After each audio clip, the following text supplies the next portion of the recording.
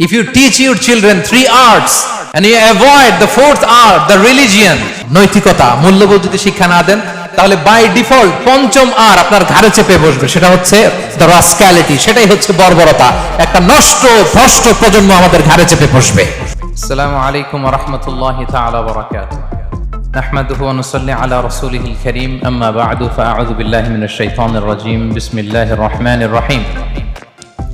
فأقم وجهك للدين حنيفا فطرة الله التي فطر الناس عليها لا تبديل لخلق الله ذلك الدين القيم ولكن أكثر الناس لا يعلمون رب اشرح لي صدري ويسر لي أمري واحلل عقدة من لساني يفقه قولي। Bangladeshi Muslim community মালয়েশিয়ার আয়োজনে উইসমা MCA এর গ্র্যান্ড বলরুমে আয়োজিত আজকে ইফতার প্রোগ্রাম 2024-এ আপনারা যারা উপস্থিত হয়েছেন আপনাদের সবাইকে জানাচ্ছি আন্তরিক শুভেচ্ছা এবং মোবারকবাদ। আহলান ওয়া সাহলান ওয়া মারহাবান বিকুম ফি হাযাল লিকা আত-তাইয়িব আল মুবারাক। আমরা শুরুতে আল্লাহ রাব্বুল ইজ্জা ওয়াল জালালের দরবারে শুকরিয়া জ্ঞাপন করছি যে আল্লাহ তাআলা আজকে আমাদেরকে পবিত্র মাহে রমাদানে ইফতারের পূর্ব মুহূর্তে উইসমা MCA এর গ্র্যান্ড বলরুমে কিছু দিনী কথা শুনবার জন্য একত্রিত করেছেন। আমরা পড়ে নিচ্ছি কালিমাতে শুকর, আলহামদুলিল্লাহ। আল্লাহ রাব্বুল ইজ্জা ওয়াল জালালের দরবারে শুকরিয়ার পাশাপাশি আমি আজকের এই প্রোগ্রামের অর্গানাইজিং কমিটিকে অন্তরের অন্তঃস্থল থেকে শুকরিয়া জানাতে চাই এরকম চমৎকার একটি প্রোগ্রামের আয়োজন করবার জন্য।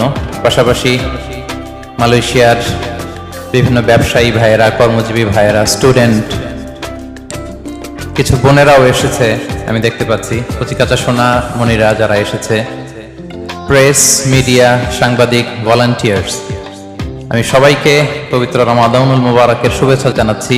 রমাদান কারীম, রমাদান মুবারক। তাকাব্বালাল্লাহু মিন্না ওয়া মিনকুম আজমাইন। সম্মানিত ভাইয়েরা, আপনারা সবাই কেমন আছেন?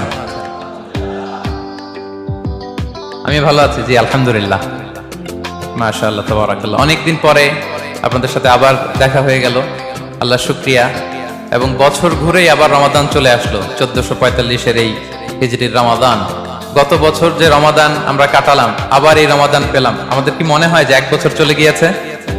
হ্যাঁ, মনে হয় যে কয়েক মাসের ব্যবধান, ঠিক কিনা? আল্লাহ শুকরিয়া যে আমরা আবারও রমাদান পেয়েছি। আজকে যে টপিকটা আমি চুজ করেছি আলোচনা করবার জন্য, টপিকটার নাম হচ্ছে ফিতরাতুল্লাহ, বা আল্লাহর ফিতরাত, আল্লাহর দেয়া আমাদের জন্য ফিতরাত। ফিতরাত শব্দটা আজকে প্রথম শুনলেন এরকম কেউ আছেন নাকি এখানে, নাকি আগেও শুনছেন? ফিতরাত বা ফিতরাতুল্লাহ শব্দটা কি শুনেছেন আপনারা? অনেকেই শুনেছেন। ফিতরাত মানে হচ্ছে the innate nature of human being, মানুষের যে ইননেট নেচার, যেই নেচার, যেই স্বভাব দিয়ে আল্লাহ তাআলা মানুষকে তৈরি করেছেন, এটাকে বলে ফিতরাত। তো এই ফিতরাতের গুরুত্ব কি, ফিতরাত সংরক্ষণের যে গুরুত্ব, এবং এই আল্লাহর দেয়া ফিতরাতকে ধ্বংসের যে নানা শয়তানি এজেন্ডা গোটা বিশ্বব্যাপী এখন হাতছানি দিচ্ছে, এটা নিয়ে আলোচনা করব। এবং এগুলো থেকে বাঁচার উপায় কি, এগুলো আলোকপাত করব ইনশাআল্লাহ বিইذনিল্লাহ।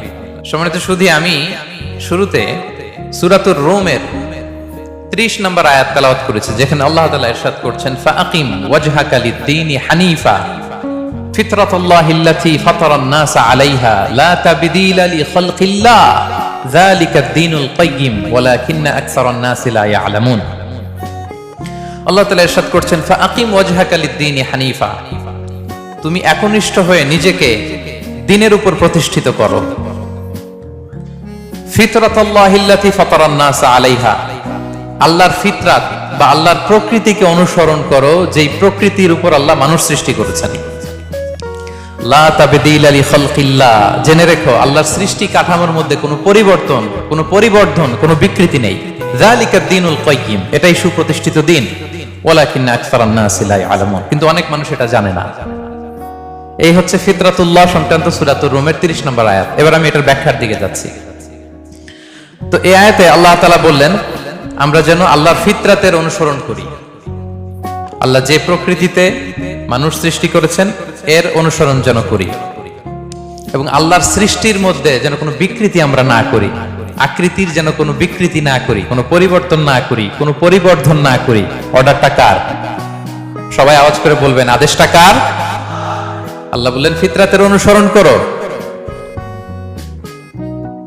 এবং আমার সৃষ্টির মধ্যে কোনো পরিবর্তন করো না, পরিবর্ধন করো না, বিকৃতি করো না। এখন ফিতরাত মানে কি? হোয়াট ইজ ফিতরাত? What is the essence of ফিতরাত? সম্মানিত শুধু ফিতরাত মানে হচ্ছে ইসলাম। আওয়াজ করে বলুন, ফিতরাত মানে কি? ইসলাম। পৃথিবীর প্রতিটা মানুষ ফিতরাতের উপর জন্মায়, মানে ইসলামের উপর জন্মায়। কিসের উপর জন্মায়?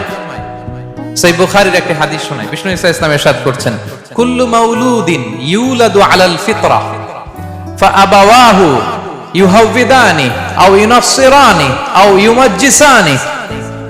পৃথিবীর প্রতিটি নবজাতক সন্তান ফিতরাত তথা ইসলামের উপর জন্মায়।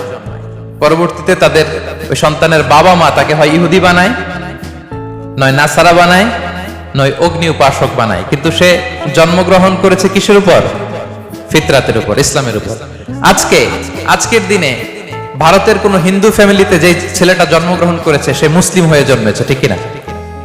কথা বলেন, কি হয়ে জন্মেছে? আজকের দিনে কম্বোডিয়াতে কোন বৌদ্ধ ফ্যামিলিতে যেই নবজাতক সন্তানটা জন্মালো সে মুসলিম হয়ে জন্মেছে, ঠিক কিনা? আজকের দিনে যুক্তরাষ্ট্রে কোন খ্রিস্টান ফ্যামিলিতে যে নবজাতক সন্তানটা জন্মালো সে কি হয়ে জন্মালো? মুসলিম হয়ে জন্মায়। পরে বাবা মা তাকে খ্রিস্টান বানায়, বাবা মা তাকে বৌদ্ধ বানায়, বাবা মা তাকে নাস্তিক বানায়, বাবা মা তাকে হিন্দু বানায়, কিন্তু জন্মেছে কিসের উপর?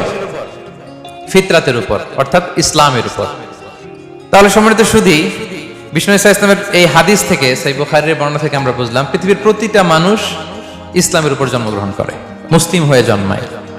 পরবর্তীতে পরিবেশ, শয়তানের ওয়াসওয়াসা, মা বাবার ইনস্ট্রাকশন, এনভায়রনমেন্ট, সার্কামস্ট্যান্সেস, এগুলো তাকে অন্য ধর্মে ট্রান্সফার করে, কিন্তু basically he is a Muslim. Basically সে কি? একজন মুসলিম। তাহলে ফিতরাতের প্রথম অর্থ আমরা পেয়ে গেলাম। ফিতরাতের প্রথম অর্থ হচ্ছে ইসলাম। আওয়াজ করে বলতে হবে, ফিতরাতের প্রথম অর্থ কি? ইসলাম। সব সন্তান, নবজাতক সন্তান ইসলামের উপর জন্মায়। তো ফিতরাত অর্থ যে ইসলাম, এটা এমন ইসলাম যেটা মানুষের স্বভাবজাত ধর্ম, স্বভাবজাত বৈশিষ্ট্য, এবং ইসলামের সবকিছু প্রকৃতির সাথে পুরোপুরি সামঞ্জস্যশীল। আলহামদুলিল্লাহ। ইসলামের যত বিধান, যত আহকাম, যত রুলস এন্ড রুলিংস আছে, কোডিংস আছে, রেগুলেশনস আছে, সব এটা পরিবেশ সম্মত, এটা জীবন সম্মত, এটা রুচি সম্মত। ইসলামের কোনো বিধান আপনার রুচির সাথে কন্ট্রাডিক্ট করবে না। সুবহানাল্লাহ পড়বেন না? কি চমৎকার ধর্ম আমরা পেয়েছি, আলহামদুলিল্লাহ। আমি অনেক ফিরিস্তি দিতে পারবো অন্যান্য ধর্মের, ওইদিকে আমি যেতে চাই না, কোন ধর্মকে আমি ছোট করতে চাই না। অন্যান্য অনেক ধর্মের অনেক বিধান আছে যেটা আমাদের আকলে ধরে না, আমার রুচির সাথে যায় না, এটা আমাদের স্বভাবজাত ক্যারেক্টারিস্টিক্স এর সাথে যায় না। কিন্তু ইসলামের এমন কোন বৈশিষ্ট্য কি আছে যেটা আমাদের রুচির সাথে মেলে না? এরকম আছে? একটাও নাই। সুবহানাল্লাহ। তো এজন্য যার ফিতরাত নষ্ট হয়নি সে স্বাভাবিকভাবেই ইসলামের প্রতি আকৃষ্ট হবে। আই রিপিট, যে তার ফিতরাকে প্রিজার্ভ রেখেছে সে বাই ডিফল্ট ইসলামের প্রতি আকৃষ্ট হবে, তার ভালো লাগবেই। এর কারণ এই যে আমরা পৃথিবীতে বসবাস করছি এটাকে বলে আলামুদ দুনিয়া, দুনিয়ার জীবন। এরপরে আমরা যাব মৃত্যুর পরে আলামু আল বারজাখ, বারজাখের জগৎ। এই পৃথিবীতে আসার আগে আমরা ছিলাম আলামুল আরওয়াহে, রূহের জগতে। রূহের জগতের কিছু আমরা মনে করতে পারি না, কিন্তু সেই জগতে আমরা ছিলাম। তো রূহের জগতের এরকম একটা বিশাল কনফারেন্স হয়েছিল। ওই কনফারেন্সের হল রুমে আমরা আল্লাহর কাছে একটা কমিটমেন্ট করেছিলাম, বিশাল কনফারেন্স হল। আল্লাহ তাআলা সাইয়েদনা আদম আলাইহিস সালামের পিঠের মধ্যে হাত বুলিয়ে দিলেন, আর সাইয়েদনা আদম আলাইহিস সালামের পিঠ থেকে অযুত লক্ষ নিযুত কোটি কোটি রূহ বের হয়ে নিচে পড়লো, আলোর মতো করে কোটি কোটি রূহ বের হয়ে পড়লো। তো ওই রূহগুলোর মধ্যে আমাদের রূহ ছিল, আমরাও ছিলাম। তো সেখানে আল্লাহ তাআলা আমাদের একটা কভেনেন্ট নিয়েছেন, একটা এগ্রিমেন্ট, একটা স্বীকৃতি। সেটা কি? আল্লাহ তাআলা সেই রূহের জগতের কনফারেন্সে আমাদেরকে জিজ্ঞেস করেছিলেন, আলাস্তু বিরাব্বিকুম, আমি কি তোমাদের রব নই? আমরা কি বলেছিলাম? ক্বালু বালা ওয়া শাহিদনা, অবশ্যই অবশ্যই আল্লাহ তাআলা আপনি আমাদের রব, এবং আমরা সাক্ষী দিলাম, এবং আমরা সাক্ষী দিলাম। তো ওই যে রূহের জগতে আমরা যে আল্লাহকে কভেনেন্ট দিয়েছি, ওয়াদা দিয়েছি, ওই ওয়াদার কারণে ইসলামকে দুনিয়াতে আসার পর আমাদের বড্ড চেনা চেনা লাগে, আপন আপন লাগে। সুবহানাল্লাহ পড়ে।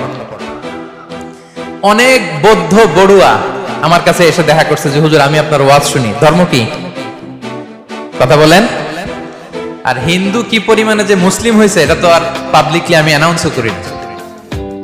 কি পরিমাণে হিন্দু ভাইরা যে আমাদের আলোচনা শুনে এসে শাহাদা পড়ে ফেলছে এটার কোনো হিসাব নাই দেশে বিদেশে।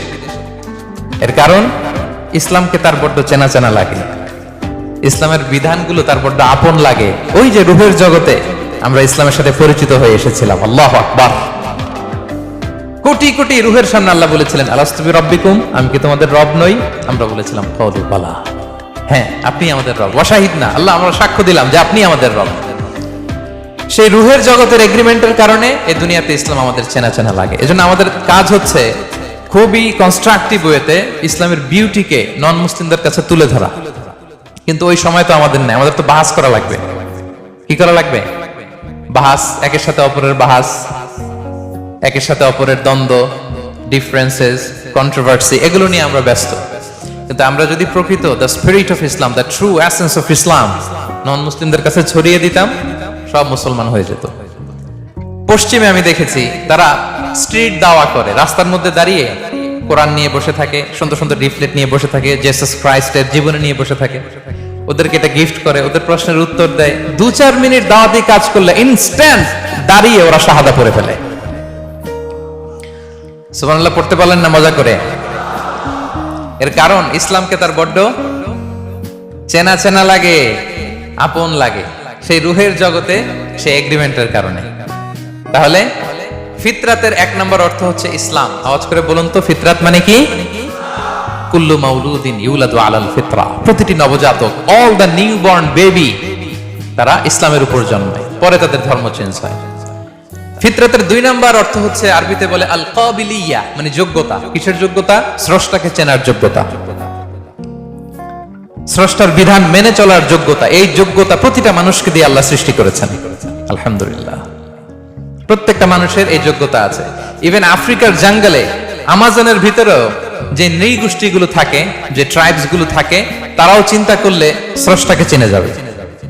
তারা যদি আকাশের দিকে তাকায়, তারা যদি বহতা নদীর দিকে তাকায়, তারা যদি বৃষ্টির মাঝখানে যে থান্ডারস্টর্ম, বিজলির দিকে তাকায়, তারা যদি বাতাসের এই যে ঝিরিঝিরি শব্দ এগুলোর দিকে তাকায়, তার মন, তার ফিতরাত, তার সেই রূহের জগতের কভেনেন্ট, তার মধ্যে একটা টিউনিং করবে যে একজন না একজন থাকা চাই, এই কন্ট্রোলার, একজন নিয়ন্ত্রক, একজন মহা ব্যবস্থাপক এই মহাবিশ্বে একজন থাকতেই হবে, ঠিক কিনা? তার মন তাকে সায় দেয়। তাহলে ফিতরাতের 1 নম্বর অর্থ হচ্ছে ইসলাম। আমরা সবাই ইসলামের উপর জন্মেছি। ফিতরাতের 2 নম্বর অর্থ হচ্ছে আল কাবিলিয়া বা যোগ্যতা, স্রষ্টাকে চেনার যোগ্যতা। প্রতিটি মানুষের মধ্যে আল্লাহ তাআলা এই যোগ্যতা দিয়েছেন। তাহলে ফিতরাতের অর্থ মোটামুটি ক্লিয়ার না সবার কাছে? 1 নম্বর অর্থ কি? সবাই বলুন, ইসলাম। 2 নম্বর যোগ্যতা। কাকে চেনার যোগ্যতা? আল্লাহকে চেনার যোগ্যতা দিয়ে আল্লাহ তাআলা আমাদের তৈরি করেছেন। এবং নিজেকে আল্লাহর কাছে পূর্ণরূপে সমর্পণ করাটাই হচ্ছে ফিতরাতের দাবি, কমপ্লিট সারেন্ডার। এটা হচ্ছে ফিতরাতের দাবি। দ্য ডিমান্ড অফ ফিতরা হচ্ছে ডানে বায়ে না, কমপ্লিট সারেন্ডার। এই যে আমরা নামাজে দাঁড়াই, পৃথিবীর সব ব্যস্ততাকে পেছনে ফেলে আল্লাহু আকবার, নিজেকে আল্লাহর কাছে সঁপে দিলাম, ঠিক কিনা? আমরা যখন রোজা রাখি, ঘরের ভেতরে যখন একা থাকি, পৃথিবীর কেউ দেখে না, তৃষ্ণায় গলা ফেটে যায়, তারপরে 1 ঢোক পানি খাই, দিস ইজ ফিতরাত। ইজহার আর রেদা পরে লাব্বাইক লাব্বাইক বলে আরাফাতের ময়দানে কাঁদি, এক সত্তাকে ডাকি, তিনি কে? দিস ইজ ফিতরাত। তাহলে নিজেকে আল্লাহর কাছে পূর্ণরূপে সমর্পণ করাটাই হচ্ছে ফিতরাতের দাবি। সুনান ইবনে মাজার একটা হাদিস শোনাই। রাসূল সাল্লাল্লাহু আলাইহি ওয়াসাল্লাম এক সাহাবাকে বললেন, ইদা আখাযতা মাদজাআকা আও আওয়াইতা ইলা ফিরাশিক ফাকুল। এক লোক রাসূল সাল্লাল্লাহু আলাইহি ওয়াসাল্লাম বললেন, তুমি যখন রাতে বিছানায় ঘুমোতে যাও তখন একটা দোয়া পড়বে। আমরা তো শুধু একটা দোয়াই পড়ি, বিসমিকা আল্লাহুম্মা আমুতু ওয়া আহইয়া, এটা পড়েন আপনারা না? আল্লাহুম্মা বিসমিকা আমুতু ওয়া আহইয়া, এই একটা দোয়াই পড়ি। কিন্তু রাসূল সাল্লাল্লাহু আলাইহি ওয়াসাল্লাম ঘুমের আগেও আরো চমৎকার চমৎকার অনেক দোয়া পড়তেন। ওই সাহাবীকে বিষ্ণু সাল্লাল্লাহু আলাইহি ওয়াসাল্লাম বললেন, ইদা আওয়াইতা ইলা ফিরাশিক, তুমি যখন রাতে বিছানায় ঘুমোতে যাবা তুমি এই দোয়াটা পড়বা। দোয়াটা কি? আল্লাহুম্মা ইন্নী আসলামতু ওয়াজহি ইলাইক ওয়া ফাওয়াদতু আমরি ইলাইক ওয়া আলজাতু যাহরি ইলাইক রাগবাতান ওয়া রাহবাতান ইলাইক লা মালজা ওয়া লা মানজা মিনকা ইল্লা ইলাইক আল্লাহুম্মা আমানতু বিকিতাবিকাল্লাযী আনসালতা ওয়া নাবিয়্যিকাল্লাযী আরসালতা। পড়েন আপনারা, এটা পড়েন? অনেকে বলে হুজুর শুনিই তো নাই কোনোদিন, পড়বো কিভাবে? এই যে আজকে আলোচনা করলাম, এটা রেকর্ডে থাকবে, আপনারা শুনে মুখস্থ করে নেবেন। রাসূল সাল্লাল্লাহু আলাইহি ওয়াসাল্লাম বলেছেন যখন ঘুমোতে যাবা এই দোয়াটা পড়বা। দোয়াটা দেখেন কত চমৎকার, কিভাবে নিজেকে আল্লাহর কাছে সমর্পণ করবেন, সঁপে দিবেন। দেখেন রাসূল বলেন তুমি এটা পড়বা, আল্লাহুম্মা ইন্নী আসলামতু ওয়াজহি ইলাইক, আল্লাহ আমি আমার সত্তাকে আপনার দিকে সমর্পিত করলাম। ওয়া ফাওয়াদতু আমরি ইলাইক, আল্লাহ আমি আমার সব কাজকে আপনার কাছে সুপর্দ করলাম। ওয়া আলজাতু যাহরি ইলাইক, আল্লাহ আমার পিঠকে আমি আপনার কাছে আশ্রয় রাখলাম। সুবহানাল্লাহ পড়বেন না? আমরা যখন ঘুমাই আমাদের পিঠটা বিছানার মধ্যে লাগাই না? আল্লাহ আমার সত্তাকে আপনার কাছে আমি সমর্পিত করলাম, আল্লাহ আমার সব কাজকে আপনার কাছে আমি সঁপে দিলাম, আল্লাহ আমার পিঠটাকে আপনার কাছে আমি আমানত রাখলাম। লা মালজা ওয়ালা মানজা মিনকা ইল্লা ইলাইক, আল্লাহ আপনি ছাড়া আশ্রয় দেওয়ার কেউ নাই, আল্লাহ আপনি ছাড়া আমাদের মুক্তি দেওয়ার কেউ নাই। আল্লাহ আপনি যে রাসূল পাঠিয়েছেন সে রাসূলের প্রতি আমি ঈমান আনলাম। আল্লাহ যে কিতাব আপনি আসমান থেকে পাঠিয়েছেন ওই কিতাবের উপর আমি ঈমান আনলাম। সুবহানাল্লাহ পড়েন। বিষ্ণু সাল্লাল্লাহু আলাইহি ওয়াসাল্লাম বলেন, যখন কেউ এই দোয়াটা পড়বে রাত্রিবেলা, ফা ইন মিত্তা, ওই মিন লাইলাতিকা, ওই রাতে যদি তুমি মারা যাও, মিত্তা আলাল ফিতরা, তুমি ফিতরাতের উপর মৃত্যুবরণ করবে। ওয়া ইন আসবাহতা আসবাহতা ওয়া ক্বাদ আসাবতা খাইরান কাসীরা, আর যদি রাতে মৃত্যু না হয় তুমি বেঁচে যাও তাহলে ওই দিনে তুমি প্রভূত কল্যাণ লাভ করবে। সুবহানাল্লাহ। তাহলে বলেন এই দোয়াটা পড়ার দরকার আছে না নাই? এই দোয়াটা যদি কেউ পড়ে সে মারা গেলে ওই রাতে ফিতরাতের উপর মারা যাবে। ফিতরাতের প্রথম অর্থ কি বলছিলাম? সবাই বলতে হবে, কি বলছিলাম? তাহলে এই দোয়া পরে রাতে মারা গেলে সে মুসলিম হয়ে মারা যাবে, ঠিক কিনা? তাহলে ফিতরাত, what is the essence of ফিতরাত, মোটামুটি বুঝে আসতেছে না আপনাদের? টপিকটা একটু নরম হয়ে আসছে না?